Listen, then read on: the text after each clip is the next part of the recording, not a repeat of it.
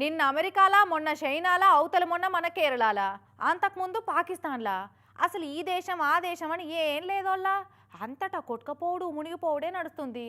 అంతెందుకు ఎన్నడు వానలు కొట్టని ఎడారి దేశంలో కూడా కార్లు ఇండ్లు కొట్టుకపోయేంత వానలు కొట్టబట్టే అగో మళ్ళా మన పక్క పొంటే ఉన్న నేపాల్లో ఎట్లా దంచుతున్నాయి చూడరి వానలు. ఈ నగరానికి ఏమైంది అన్నట్టు ఈ వాతావరణానికి ఏమైందో ఈ నడుమ అస్సలు సమజైతలేదు. ఉంటే ఉగాది లేకుంటే శివరాత్రి అన్నట్టు వస్తే కొట్టుకపోయేటట్టే వస్తున్నాయి వానలు, లేకుంటే సుక్క జాడుంటలేదు. ఇగో ఇండ్లు కొట్టుకపోయేటట్టు ఎట్లా వరదలు వారుతున్నాయి చూడు ఈ నేపాల్ రాజధాని కాఠ్మాండు సిటీని సగం ముంచినాయి వరదలైతే. మొన్న మన విజయవాడలో 10-12 ఫీట్ల ఎత్తుల ఇండ్లను ముంచినట్టే ఈడ కూడా ముంచుతున్నాయి. మొన్నటి సంది అటు ఇటు 120 మంది జీవిడిచిరట నేపాల్ వరదల్లా. ఇక ఇంకొంతమంది జాడపత్త లేకుండా పోయిర్రట.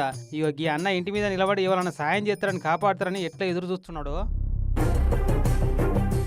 రెస్క్యూ టీం వాళ్ళు తాళ్ళేసి మెల్లగా యువతలు పట్టుకొచ్చిర్రు. లాస్ట్కు నిన్నటికి నిన్న అమెరికాలో హెలిన్ తుఫాన్ ఎంత బీభత్సం చేసిందో చూసినాము.